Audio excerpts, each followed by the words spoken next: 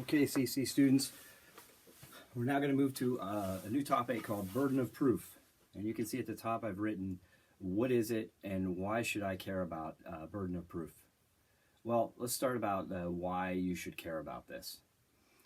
In our justice system, whether it's a civil case or a criminal case, the person that's been accused in a criminal case of breaking a law by the state, or in a civil case accused by another citizen for doing something or failing to do something, they would expect that there would be fair rules. We don't just, unlike other countries, we don't just accuse people of doing things wrong and then move to sentencing or punishment. Just because you've been accused of a crime doesn't mean that you have done it. We have a presumption of innocence in our criminal justice system, that you're presumed to be innocent of breaking the law until the government proves beyond a reasonable doubt, and we'll talk about that you have actually broken the law. The reason we do this is it goes back to the founding of our country, that we believe in fair rules.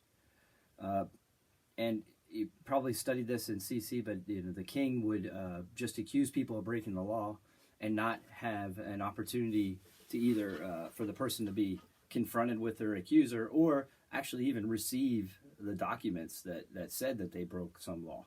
So we decided when we started a country, we wanted fundamental fairness, fair rules, and that these rules would stay with people in a criminal case or in a civil case. So if you're accused of something, you should expect that the rules would be fair. And part of the rules being fair is that the burden of proof stays with the person that is accusing the defendant.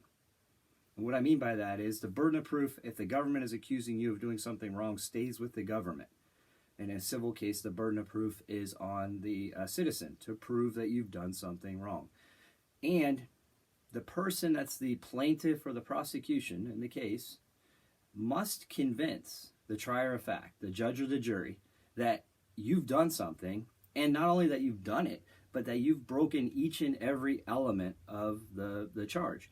And now I've introduced something new, and that's each and every element. What do I mean by that? Well, in your mock trial packet, if your case is about a murder, it's a criminal case, you should have a copy of some crime code, some legislative action that says that the government defines murder as something. And they'll say it's the intentional killing of a human being with malice aforethought. And you break down that crime code into elements. And we'll talk more about this whenever we're developing our case. But you have to prove that the defendant killed an individual intentionally and they had malice. So you can break that down into three parts. So that's the elements of the crime that has to be proved. For drunk driving, you have to prove that somebody drank enough alcohol before driving and then drove a vehicle on the roadway when they were incapable of safe driving. So those are if you're accusing somebody of stealing something, you have to say that they took something with the intent to permanently deprive the other individual of it. So those are all elements of crimes. So the burden, when somebody is accused of that crime, stays with the government until they establish each and every element of the crime. And that's our rule, that the burden of proof is what is used and carried through to convince the judge or the jury that somebody did something wrong. You remember we said that a trial is a disagreement between two parties, and they used evidence, they used facts, they used different types of evidence to show that. Well, all of those things that we talked about in that other video go towards the burden of proof. So now at this point you should start formulating what is my case about, and if it's a murder case, it's about a murder. But now, depending on my role, what do I need to show? So if I'm the prosecution, I have the burden of proof. That's for criminal cases. And the burden of proof, whether it's a civil case or a criminal case, there's a little bit of a distinction here. And this, again, is a new concept.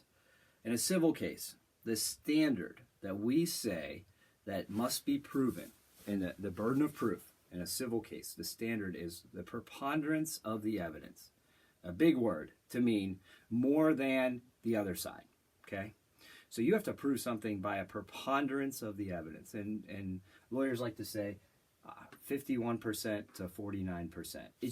It can be a whole lot more, when we look at the scales of justice, or it can just be a tiny little bit more, like a grain of sand, just to tip that scale, 51% to 49%.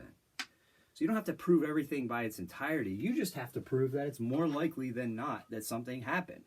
Okay, that's your burden of proof in a civil case. It's just more likely than not. It's not a hard standard to establish.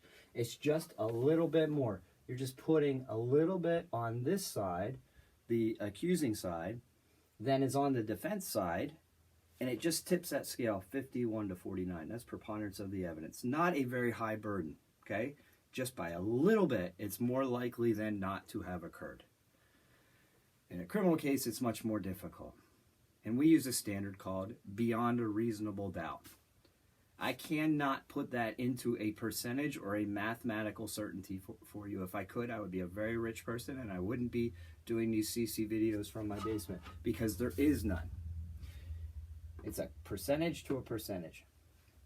What it means is the government has to prove a case beyond a reasonable doubt. Well, I still haven't helped you, have I? Well, what is a reasonable doubt? We should start with that. And a lot of courts define a reasonable doubt as something that would cause you to pause before you do something. So if something just doesn't feel right, you have a pause. That's a reasonable doubt. So the government has to prove a case beyond a reasonable doubt. And in your mock trial packet, look at the judge's instructions to the jury in the back, because in those instructions, the judge actually defines what the standard beyond a reasonable doubt is. And in the packet, it says it's not to a mathematical certainty, and it's not beyond all doubt. But you used your common sense to say this is more likely the explanation for what occurred. It's a difficult standard for prosecutors to establish, because we can't put it into a mathematical certainty. So I like to visualize it with the scales of justice, just like I did here. And we're going to tip the scales a lot more than the 51 to 49%. And it's going to be beyond any kind of doubt. And it's going to be something that reasonable people would say, you know what, it's more likely that this happened. We can't say it by definite. We can't say it with certainty. But we're pretty sure that we can say that this is what happened. And that's beyond a reasonable doubt. So those are the burdens for the prosecution in a criminal case and a plaintiff in a civil case. What about a defense burden? Now, in a criminal case, the defense doesn't have any burden. Civil cases, there may be some defenses, but we're not going to talk about that. But the job of the defense is not to actually prove anything. Let me repeat that again. The job of the defense is not to prove anything. The defense's job is to discredit the other side. Look for ways that the other testimony is somehow mistaken, somehow biased, somehow there's an error, somehow they missed something in their case. It's your job as a defense to discredit. Now, once the prosecution has met their burden, and let's go back to the murder case. Let's say they have met their burden that somebody actually did intentionally kill another human being with malice. Things are not over for the defense. The defense can, and we call this the burden shifting, the burden can shift because the prosecution met their burden, and it can shift to presenting an affirmative defense. So let's say, for example, in a murder case, an affirmative defense would be self-defense. After the prosecution proves that the person did actually murder them, the defense could take an opportunity and they could present an affirmative defense, and that being self-defense. That, yeah, okay, it did meet all of the definitions. It was an intentional killing of another human being, and they did have malice. But by the way, they did it out of self-defense. They did it because that person that was murdered was actually the aggressor in the situation, and now you're charging me, but I have a defense of self-defense. And in your mock trial packet may provide affirmative defense and for the accused, and you'll just have to sort that out. But again, We have burden of proof. It goes back to a fairness of our trial. The rule is that a case must be proven to the burden of proof, and we have to prove, again, each and every element of what is being accused of being done. Civil case, that standard is just a little bit more. You just have to prove it. You just have to push that scale just a little bit more. Criminal case, I can't tell you the percentage, but it's beyond a reasonable doubt. It's not by all doubt. It's just doubt that would cause a person to pause. And we can't say it to a mathematical certainty. Again, we'll work through these in the other videos, but I just want to give you an overview of burden of proof. Thank you.